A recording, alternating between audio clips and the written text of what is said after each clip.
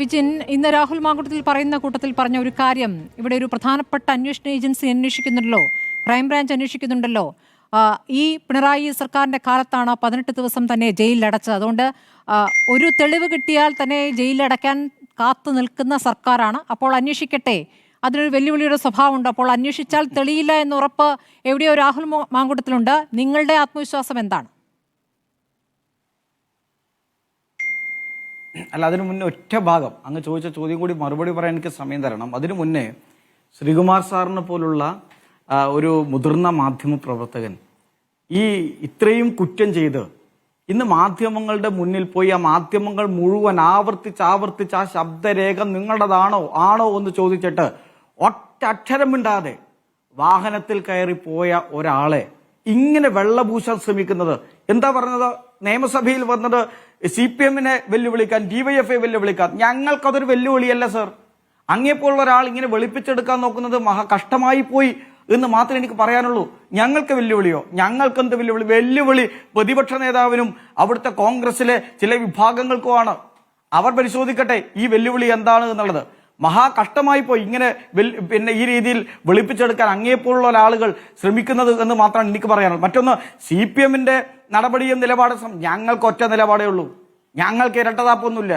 ഞങ്ങൾ ഒരു സസ്പെൻഷൻ വെച്ചിട്ട് ഇപ്പുറം ജനങ്ങളുടെ മുന്നിൽ മറ്റൊരു നാടകമൊന്നും ഞങ്ങൾ കളിക്കാറില്ല. ഞങ്ങളൊരു നിലപാടെടുത്ത ആ നിലപാടിൽ ഉറച്ചു നിൽക്കുന്ന പ്രസ്ഥാനമാണ് communist party of India, Marxist. അതുകൊണ്ട് ഞങ്ങൾക്ക് ഏതെങ്കിലും തരത്തിൽ ഒളിച്ചു കളിക്കേണ്ടതോ ഇത്തരത്തിൽ നാടകം കളിക്കേണ്ടതോ ഈ ഒരു സമീപനവുമില്ല. കോൺഗ്രസ് കളിച്ചുകൊണ്ടിരിക്കുന്നത് ആ നാടകമാണ് എന്ന കാര്യത്തിൽ ഒരു തർക്കവുമില്ല. മറ്റൊരു ഭാഗം സ്മൃതി ഇവിടെ ചോദിച്ചൊരു ചോദ്യമാണ്. സ്മൃതി, അങ്ങ് ഞാൻ പത്രസമ്മേളനം ഞാൻ കൃത്യമായി ഇരുന്ന് കണ്ടതാണ്. പഠിച്ചു വന്ന ഭാഗങ്ങൾ വളരെ കൃത്യമായി മാധ്യമങ്ങൾക്ക് പ്രസന്റ് ചെയ്തു. സാധാരണ പത്രസമ്മേളനം എന്ത് പറഞ്ഞാൽ എന്താ? മാധ്യമപ്രവർത്തകർ ചോദിച്ച ചോദ്യത്തിന് മറുപടി ഒരൊറ്റക്ഷരം വേണ്ടിയില്ല. ആ പഠിച്ചു വന്ന ഒരു കാര്യത്തിലാണ് ഈ അന്വേഷണ ഏജൻസിയെ കുറിച്ച് പറയുന്നത്. എന്നാൽ ഈ അന്വേഷണ ഏജൻസി തന്നെ കൊടുക്കാൻ നോക്കുന്നു.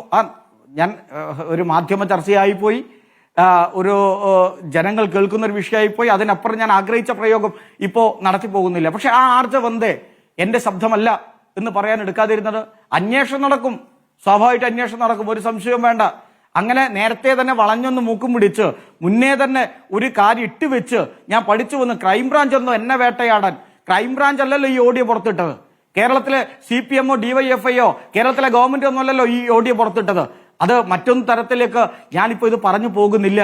പറഞ്ഞു പോയാൽ ഈ ചർച്ചയുടെ നിലവാരത്തിന്റെ ചില പ്രയാസങ്ങൾ ഉണ്ടാകും എന്നുള്ളത് കൊണ്ട് കൂടിയാണ് അത് പറയാൻ എനിക്കും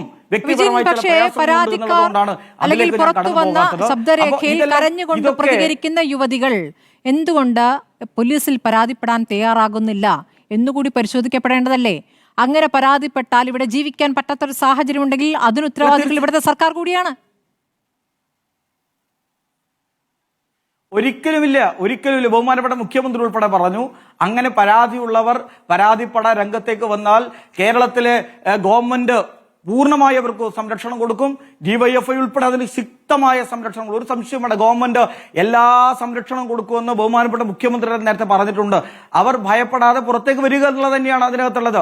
തെറ്റുകാർ ശിക്ഷിക്കപ്പെടണമെന്ന കാര്യത്തിൽ ഒരു സംശയവുമില്ല. ആരാണോ തെറ്റ് ചെയ്തത് അവർ ശിക്ഷിക്കപ്പെടണം. ആരാണോ ഒപ്പുന്നത് അവർ വെള്ളം കുടിക്കണം. ശിക്ഷിക്കപ്പെട്ടവർ എത്ര പേരുണ്ട് വിജിൻ? അതാണ് ഏറ്റവും പ്രധാനപ്പെട്ട ചോദ്യം. ഇപ്പോൾ ഈ ഇരകൾ എന്ന് പറയുന്ന കുറെ പേരെങ്കിലും അവരുടെ ഐഡന്റിറ്റി നമ്മൾക്കൊക്കെ അറിയാം, കുറെ പേർക്കെങ്കിലും അറിയാം. അങ്ങനെ അറിയുന്നവരാണ് ഈ കൂട്ടരുടെ സൈബർ പോരാളികളായി വരുന്നവരും. അവർ ഇവരുടെ മുഖം പുറത്തുവിടും, അവരുടെ സ്ഥലം ഏതാണ്, അവരെവിടെയുണ്ട് എന്നുള്ള കാര്യം പുറത്തുവിടും. ജീവിക്കാൻ പറ്റാത്ത സാഹചര്യം ഉണ്ടാക്കും. ആ ഭയം ഉണ്ടാകില്ലേ? അല്ല, ഇവിടെ നേരത്തെ ശ്രീ ലാസർ ഷൈൻ ഇവിടെ പറഞ്ഞതുപോലെയാണ്. നോക്ക്, കോൺഗ്രസിന്റെ സൈബർ വിങ് വേട്ടയാടപ്പെട്ടവരാരൊക്കെയാ?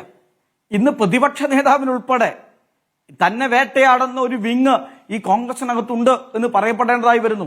കോൺഗ്രസിന്റെ വനിതാ നേതൃത്വത്തിനാകെ ആ അറ്റാക്ക് നേരിടേണ്ടി വന്നു. അന്വേഷണം വരും, ചില കാര്യങ്ങൾ അന്വേഷണം വന്നിട്ടുണ്ട്, ചില നടപടികൾ എടുത്തിട്ടുണ്ട്, ഇനിയും കർശനമായ നടപടികളെടുക്കും.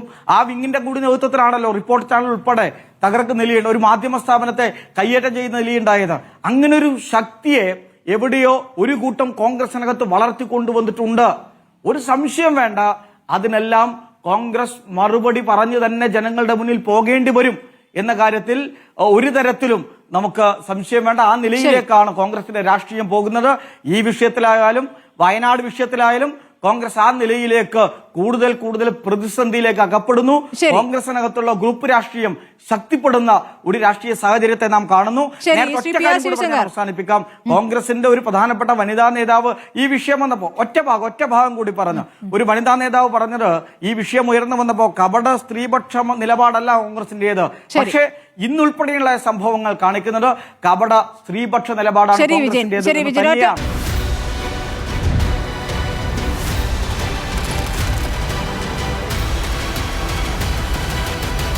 Debate with Smriti Parithikar.